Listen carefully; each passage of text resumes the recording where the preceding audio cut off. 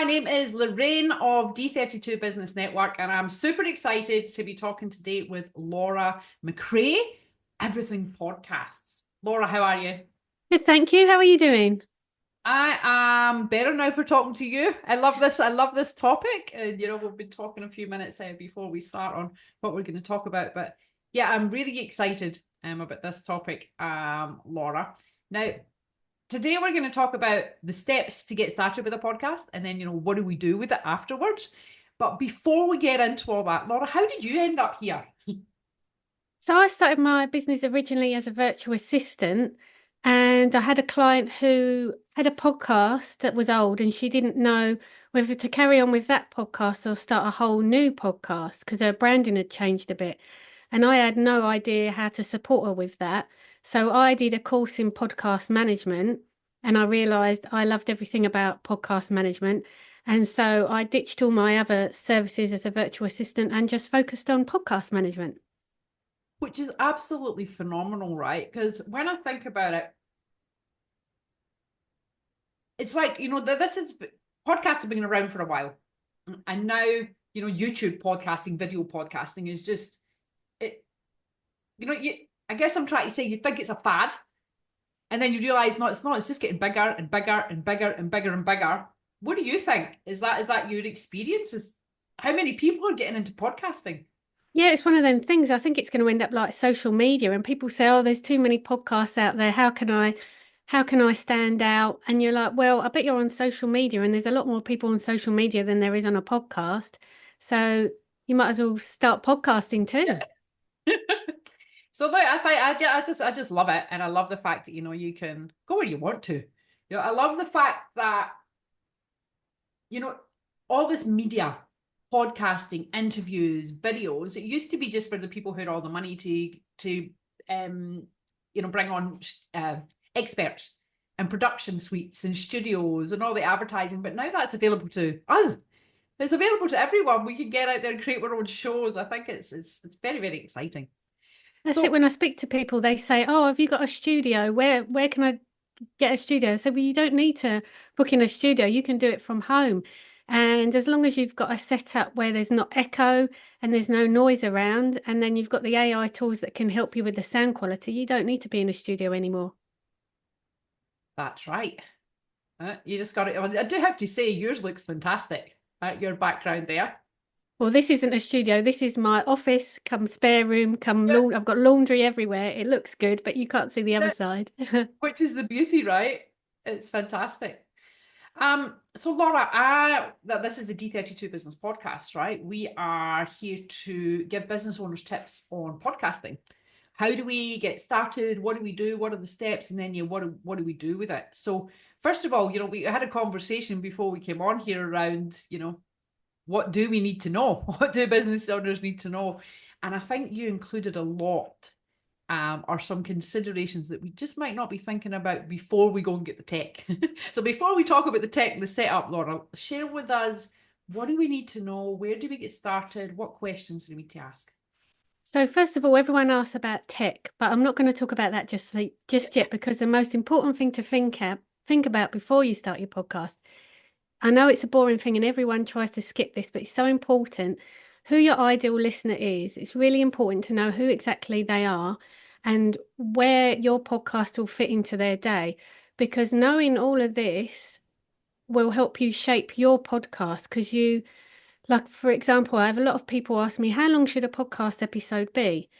And there's no answer to that. It depends on who your listener is and where they're going to listen to you. Do they listen to you on a walk around the block for 15 minutes in the morning when they're working out in their car? It all it all revolves around this to start off with, who your ideal listener is and where they're going to listen to your podcast before you start anything else. Beautiful, thank you. I've never thought about that myself. It's like I've thought about who's listening and why, but not when. So Yeah. thanks for that. Hmm. And And it's maybe also that could even not on you go, sorry. sorry, I was just going to say as well, it's also good to work out how much time you've got in the week to work on your podcast. So say, for example, you wanted to do interviews that are an hour long, for example. It's not just that hour long interview you've got. You've then, if you're planning on editing, you've got to edit it. You've got to contact all your guests. You've got to make social media posts, do everything with that podcast episode. So you might be better off. Where am I going with this? Work out how much time you've got in the week to work on your podcast, because a long interview every week might not be suitable for you. You might want to do bi-weekly or fortnightly episodes instead and do them 20 minutes. So yeah, it all works around who your ideal listener is and what time in the week you've realistically got to work on your podcast. I think that's great, right? So, I mean, I do these and I try and keep them to 20, 30 minutes because our listeners are business owners and our biggest thing is time poor, right? But I actually really like what I just learned there. And, instead of, I mean, it could be actually the D32 20-minute podcast. We could actually call it that. But it could also then be the 20-minute breakfast podcast, and I've never actually thought of including that in the positioning statement of each podcast. So thank you. That's really interesting. Yeah, thanks. Yeah, and these are things to think about again, like I say, before you think about tech and all that, and think about your goals. Why are you starting a podcast? What's the reason you're starting one? Are you using it to network? Because if you are, then you've got to factor in all the interviews you want to do, because it's a great way to network and meet new people doing podcasts. Most people are getting their know, like, and trust factor in there. It's the brand awareness. But then if you're in it to monetize, that's the long game that people aren't prepared for. So with podcasting, to actually make money from your podcast, you've got to probably have it for a couple of years before it picks up traction. The best way to make money is just to promote your own services within your episodes. Yeah, okay. And that's a whole other set of goals, isn't it? It's looking at the monetization of it. Do you think people who start in podcasts, what are the thoughts around doing it when they kick off? Are they looking just to meet more people? Are they excited about getting on camera? Or is it monetization? Or is it just part of the marketing mix? What's your experience? The clients I work with, they're generally in it because they're mainly coaches and consultants. They want to do it for brand awareness and building that know, like, and trust, and just promoting their own services. Right. Okay, beautiful. So what else do we need to know then, Laura? So we got to look at the ideal client. How much time have we got? Who's the listener? When they're going to listen? What else do we need to think about before we step into the world of podcasting? A name for your show, obviously.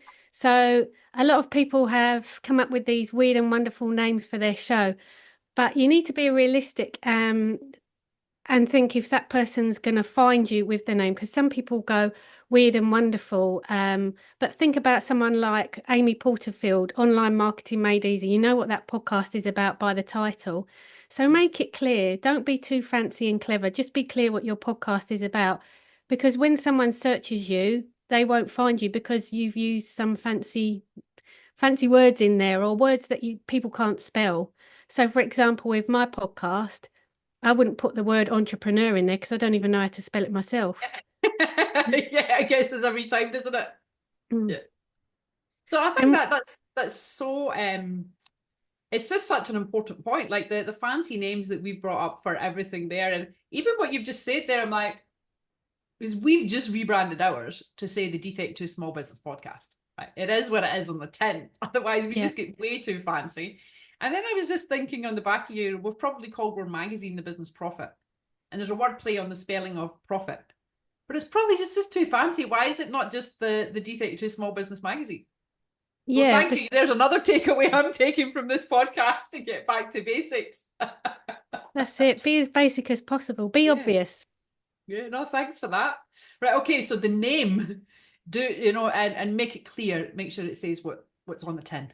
And make sure somebody else hasn't got it. I mean, there's no rules around copying the name of a podcast, but I just wouldn't risk it because there's podcasts out there that might be not had an episode out for years, but they're still on Spotify and Apple and everything. And if they see you, they might get the hump, and I don't know, they might bring their lawyers in, you don't know. And also, you don't want to get mixed up with their podcast, you want your episode to stand alone on its own. So always make sure you find a name that's totally new and different. And you can find this out if you go on podnews.net. It's a good place to go to search all the podcasts that were ever made. Yeah. Right. Okay. So get the name, make sure no one else is owning it. What else? What else do we need to be thinking about? Oh, I could go on forever. Did you want to jump to the tech? Because I'm worried Yeah, about the tech's out going there. on too Yeah, much. on you go. So with the tech, there's two different types of mics, condenser mics and dynamic mics. I use a Blue Yeti mic. This is great for solo episodes. And it's got a few different dials on it you can use. But yeah, so you need a decent mic. I recommend not using the one on your computer. Mm. Um, and yeah, it's really actually quite simple. As long as you've got a mic and headphones, you're doing all right. And if you're in a room, I recommend recording preferably in a bedroom because you've got the bed there and the clothes that make it more cushiony. But yeah, the best place to record is actually in your wardrobe. But if you're doing a video podcast, obviously you don't want Yeah, to don't want to sit in your wardrobe, but it's a good place to record. You just don't want an maybe. big echoey room. A little stool in there and a little lamp. It's funny, I've seen people that do record in their cupboard and then you can see they just move the video slightly and you can see all their clothes. But I guess if you've got a big enough cupboard and you position yourself all right, you can fit in there and look okay at the Yeah. same time. And like that's about the sound, right? Yeah. If we've got the room's too echoey and there's lots of space and there's nothing, if you put a rug or a curtain or something up, it absorbs the sound and it gives it a better sound quality. Yeah. But people get too hung up on the tech, but it's actually not that bad. So what, like I say, if you're editing your own podcast, you need a decent set of headphones. And if you're doing interviews, you need headphones to just so you don't get the sound bleed. And so mic, headphones, and there's free editing software. You can use GarageBand or Audacity. That's free to download. So you don't need to worry about that expense. And then if you're doing interviews, there's podcast recording, I don't know, there's podcast platforms called like Riverside FM, but a lot of people, business owners, would have Zoom already, which Yeah. isn't as good quality, but it's still good enough to record your podcast episodes. Yeah, So okay. So that's the what basics of what you need, really. well, I use Zoom for all of mine because it's just there. But what other ones did you say that are better quality? Yeah, there's Riverside FM and then there's Squadcast. They're the two that I know of. There's a few around, but they're the most popular ones. And So they it's do give better quality, but I mean, all my clients just use Zoom because they've already got a yeah, subscription to it. yeah. Well, it's definitely something I'll look into. What do you think as well? I'll just ask you, I'm using this Logitech webcam at the minute. And, when you go on and do my research, a lot of people say that's one of the best. But actually, when I look at it back, I don't find it this really sharp quality. What do you think about webcams and the quality and how much should we be spending on that? When it comes to video podcasts, that's not my forte. It's Yeah, something I'm only just getting into now. But it could be more that it's recorded on Zoom could be the thing too, because that takes the quality away. Because I've recorded on Riverside before, and the quality, even though I've got the same a Logitech camera, and it is better on Riverside. So okay. that could be it too. But yeah, Another as tip far for as me today. camera tech, I'm not hot on that yet. I'm still learning Oh, those that's all bits. right. No, thank you. I'm learning heaps of this for myself, right? Which is fantastic. So look, we're looking at the tech, we're looking at the why, the who, the what, the when, to get set up. What about content? What So about getting the content plan together? Have you got any ideas or how do we start with a content So, plan? as business owners, we'll have our business goals set out already and what events we've got in place and what services or products we want to promote. So, how I work with my clients, we meet monthly to go over how they can inadvertently promote their business and their services throughout the year based on what event, like I say, what events they're running, what services they want to bring up.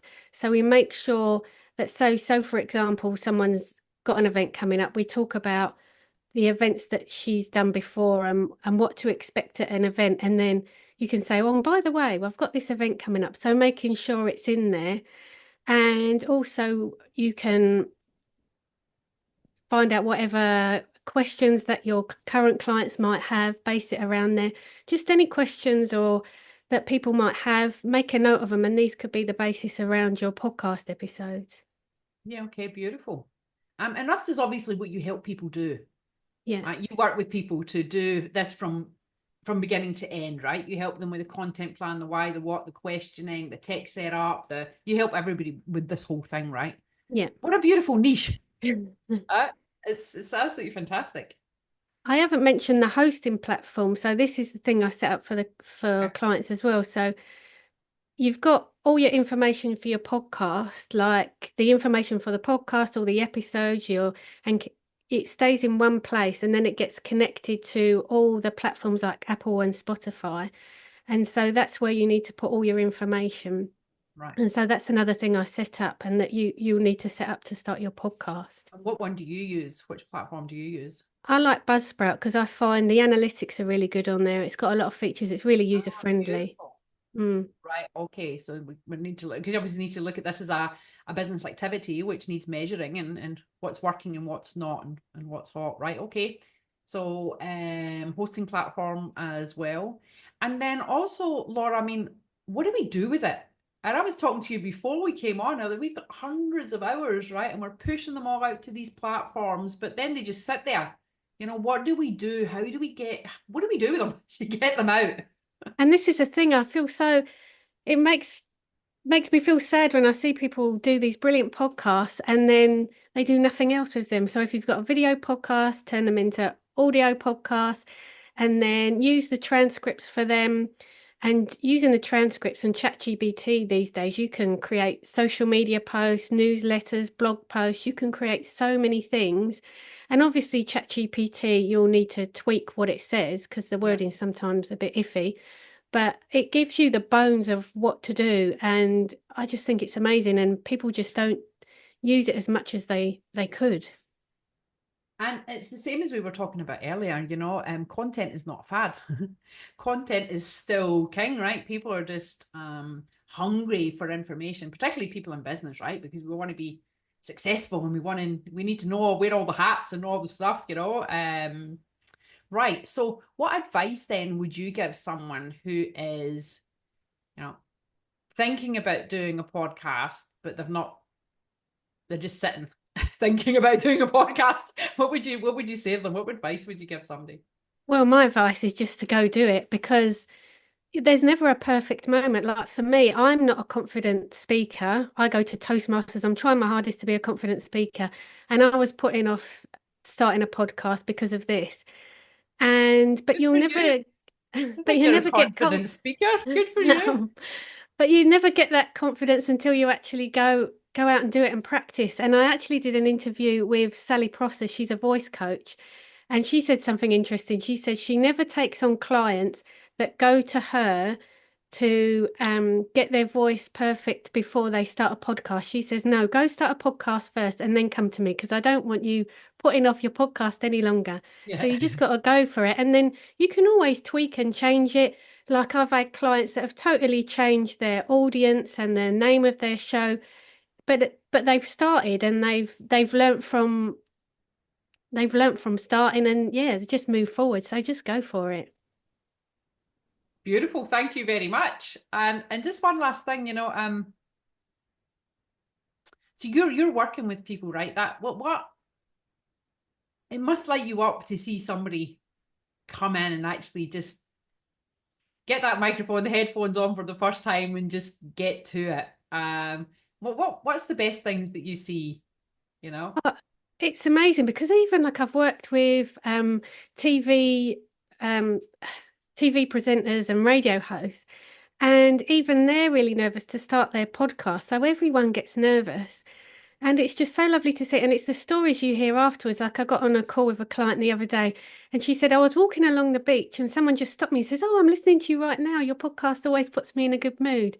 And they're the stories Wow. I love because you think they're just connecting with so many people on such a deeper level, on a level that you never get with social media. So it's just Wow. so nice. Yeah.